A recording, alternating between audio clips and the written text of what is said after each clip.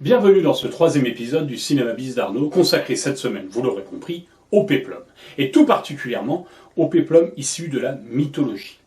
À ne pas confondre avec le péplum historique ou biblique, dont nous reparlerons plus tard avec La chute de l'Empire romain d'Anthony Mann ou Samson et Dalila de Cécile B. DeMille. Nous allons donc parler aujourd'hui d'un film mythique et mythologique, à savoir Jason et les Argonautes de Don Chaffee, sorti en 1964. Je vous parle donc d'un temps que les moins de 30 ans ne peuvent pas connaître, soit ceux d'entre nous nés après Jurassic Park, et l'utilisation massive des CGI, images générées par ordinateur. Indissociable de son animateur et créateur d'effets spéciaux de génie Ray Harryhausen, ce film marque l'apogée d'une technique d'animation image par image appelée dynamation ou animation en plein volume. Mais revenons un peu sur l'intrigue. Attention, il va y avoir plein de noms à consonance grecque. Pour reconquérir le royaume de son père, Éson, usurpé par son demi-frère Pélias, Jason doit rapporter à ce dernier la mythique Toison d'or qui se trouve très très loin dans la province de Colchide. Ce qui équivaut à l'envoyer à une mort certaine, soyons clairs. Il s'embarque à bord du navire Largos, en compagnie de son équipage de héros, parmi lesquels le mythique Hercule qui se révélera assez vite bas du front. Joués des déesses et des dieux, les Argonautes, Argonautes, vont devoir affronter maint péril, dont le colosse Talos, Avenger, des harpies, une hydre à 7 têtes et... mais j'en reste là. Nous sommes donc au cœur du péplum mythologique par excellence, avec une quête impossible, comme celle d'Ulysse par exemple, des créatures fantastiques. On a quand même échappé au cyclope. Un destin entre les doigts des déesses et dieux, omnipotent, taquin, voire tricheur. Parlons un peu du réalisateur Don Chaffee. De nationalité anglaise, il est né à Hastings en 1917, haut lieu historique s'il en est. La tapisserie de Bayeux, ça vous parle ? Vous n'êtes pas sur la bonne chaîne, mais qui sait, bientôt peut-être, tout va dépendre du confinement. Après avoir beaucoup tourné pour la télévision, il se spécialise dans les films de genre un grand spectacle, comme Jason et les Argonautes, La Reine des Vikings, 1 million d'années après Jésus-Christ, et le célèbre bikini en peau d'allosaure de Raquel Welch. Je m'égare. Remarquez, ce film mériterait presque un numéro spécial de Cinéma Bis. J'en prends note. Durant sa période télévision, il réalise de nombreux épisodes de séries à succès comme Destination danger avec Patrick McGoohan, le cultissime Chapeau melon et bottes de cuir, ou la hors-catégorie série Le Prisonnier, toujours avec Patrick McGoohan, dont il dirigea le pilote. Beaucoup disent d'ailleurs que cette série est la suite de Destination danger. Seule fausse note notable de sa filmographie, La masseuse perverse en 1973, qui, comme son nom ne l'indique pas, est un drame érotique insipide qui n'a de sulfureux que le titre français. Il rejoindra sur le tard l'écurie Disney, une forme de rédemption, pour qui il réalisera de nombreux films jeunesse, comme quoi Disney n'est pas regardant, dont, entre autres, Peter et Elliot le Dragon, en 1977. Jason et les Argonautes ne seraient qu'un péplum parmi une centaine d'autres sans le travail magistral du maître et magicien Ray Harryhausen. Impressionné par le film King Kong en 1933, il étudie les arts dramatiques, la photographie et la sculpture. C'est à cette époque qu'il se lie d'amitié avec Ray Bradbury, futur auteur des Chroniques martiennes, et George Pal, futur animateur des Soucoupes volantes et créatures de la Guerre des mondes en 1953. En 1947, Willis O'Brien, déjà responsable des effets spéciaux du King Kong de 1933, l'engage sur le film Monsieur Joe, sur lequel il peaufine ses idées d'animation. Encore une histoire de gorille géant. En 1953, il signe les effets spéciaux du Monstre des Temps perdus, connu aussi sous le titre Gorgo, d'Eugène Laurier, qui constitue son premier vrai succès personnel. Dans Les Soucoupes volantes attaque de Fred Sears en 1956, il élargit l'étendue de son travail à l'ensemble des trucages optiques possibles, tirs de laser, destruction massive de décors miniatures. Ce film, d'ailleurs, inspirera directement Tim Burton et son Mars Attack en 1996. Avec le 7e voyage de Simbad, en 1958, il expérimente pour la première fois la couleur et améliore sa technique d'animation et d'incrustation de personnages et décors réels avec des miniatures. Pour rappel, le procédé d'animation consistait à animer image par image une créature de taille réduite, puis de l'incruster avec des acteurs et des décors de taille réelle. Comme il faut 24 images pour faire une seconde de film, on doit donc déplacer 12 fois de façon infinitésimale l'objet pour qu'une fois enchaîné, les 24 images donnent une image fluide. Dans le cas de l'hydre à 7 têtes du film, il fallait animer indépendamment les 7 têtes 12 fois pour 1 seconde de film, et ainsi de suite.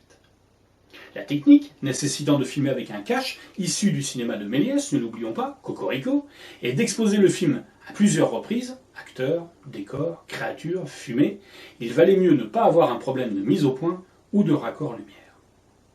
Sa filmographie s'enrichit ensuite de la vallée de Gwangi, en 1969, où des cow-boys attrapent un tyrannosaure au lasso dans une vallée perdue et l'exhibent dans un cirque.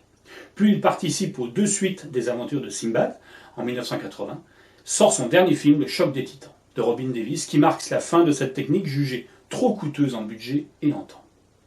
Pour l'anecdote, ne sachant pas trop comment animer les dinosaures de Jurassic Park en 1990, Steven Spielberg demanda à Ray Harryhausen d'être consultant sur les premiers essais en Go Motion. Mais l'animation par ordinateur l'a emporté. Henry Selick et son étrange Noël de Monsieur Jack, Tim Burton et ses noces funèbres, ou les studios Hardman qui ont créé les personnages de Wallace et Gromit, sont ses dignes héritiers, perpétuant l'animation image par image, mais cette fois-ci assistée par ordinateur et donc plus économique et rentable. Ray Harryhausen est décidément né 20 ans trop tôt.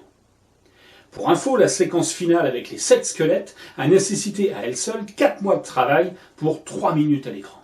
Mais quel génie!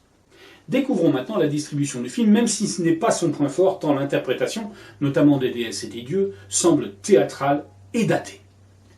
Todd Armstrong, tout d'abord, dans le rôle du beau gosse Jason. Originaire du Missouri, il suit des cours d'art dramatique en Californie, où il a comme camarades de classe Dustin Hoffman et Gene Hackman, notamment. Jason et les Argonautes sera le rôle de sa vie. Il vivotera ensuite dans des seconds rôles à la télé et au cinéma, dont on pourra retenir Un caïd de Brian Forbes et La poursuite des tuniques bleues aux côtés de Glenn Ford, un atypique western. Gary Raymond, qui joue le rôle tout aussi beau gosse Acast. On l'avait vu dans le rôle du fourbe prince Sancho, dans le Cid d'Anthony Mann en 1961, et on le retrouvera surtout dans la série TV de guerre Commando du désert de 1966 à 68. À ma connaissance, il est l'un des seuls acteurs masculins du film à être encore vivant. Côté charme, Nancy Novak, qui joue Médée, qui sera pour elle aussi son rôle le plus marquant. Actrice américaine renommée pour sa grande beauté, elle épousera le célèbre chef d'orchestre Zubin Mehta en 1969 et mettra fin à sa carrière 1 année plus tard. Quel bonheur d'évoquer avec vous Honor Blackman, actrice britannique à fort caractère qui joue la déesse Héra. Je suis sous le charme. Elle est surtout connue pour avoir été Cathy Gale, partenaire de Patrick Macnee dans Chapeau melon et bottes de cuir en 1964. Elle plaquera en plein succès la série pour être la moins potige des James Bond Girls dans Goldfinger, aux côtés de Sean Connery la même année. On lui doit également le succès de la reprise anglaise de la série américaine Madame est servie, de 1990 à 1996, où elle reprenait le rôle de la belle-mère fantasque et séduisante, des adjectifs qui la caractérisent fort bien. Elle nous a hélas quittés le 5 avril dernier. Là, je vais faire un petit aparté. James Drury, qu'on avait vu dans Planète Interdite, a également rejoint les dieux du cinéma bis le 6 avril. Il faut que j'arrête de vouloir parler de vieux films, les acteurs disparaissent les uns après les autres. Enfin, Lawrence Naismith, qui joue le concepteur et constructeur de l'Argo, a fait une très longue carrière en Angleterre comme aux États-Unis. On retiendra entre autres Mogambo de John Ford, La vie passionnée de Vincent van Gogh de Minelli, Salomon et la reine de Saba de King Vidor ou Couler le Bismarck de Lewis Gilbert. Il est aussi mondialement connu pour avoir joué le juge Fulton, l'employeur de Brett Sinclair et Danny Wilde dans Amicalement Vôtre en 1971. Que vous dire de plus si ce n'est que j'adore ce film, vous l'avez compris. Jason et les Argonautes contient probablement les plus belles scènes d'animation interactive, image par image, du cinéma fantastique. Avec, à mon avis, Le Dragon du lac de feu de Matthew Robbins en 1980. Il fait partie des 50 films qu'il faut avoir vus avant l'âge adulte, selon le British Film Institute britannique, l'équivalent de notre Académie des Césars. Il émane de ces séquences un charme indéniable, une nostalgie, et ne mâchons pas nos mots, une poésie, que les images générées par ordinateur ont du mal à reproduire. Peut-être est-ce leur côté bricolé. Il faut dire qu'à ses débuts, Ray Harryhausen filmait les séquences dans le fond de son garage. Et pour le tournage de Jason et les Argonautes, c'est son père qui réalisa les armatures métalliques des créatures et sa mère qui réalisa les costumes à échelle réduite. Ray se chargeant de modeler les armatures, les peindre et les animer. La semaine prochaine, changement notable de style avec ce qui est à mes yeux un must du nanar pur et dur. Le monstre des placards. Monster in the Closet en VO, datant de 1986. Après ma chronique, jamais plus vous n'irez chez Ikea sans hésiter ou sans rigoler. Jason et les Argonautes est disponible en combo Blu-ray chez Calista Silonis, entre autres, à noter dans les suppléments du disque de magnifiques documentaires sur le travail pointilleux de Ray Harryhausen. Je vous laisse donc avec Jason, ses Argonautes, ses dieux et déesses dépressifs, et un florilège d'images plus belles les unes que les autres. Excusez-moi. Ouf. Allô Zeus, comment vas-tu mon grand?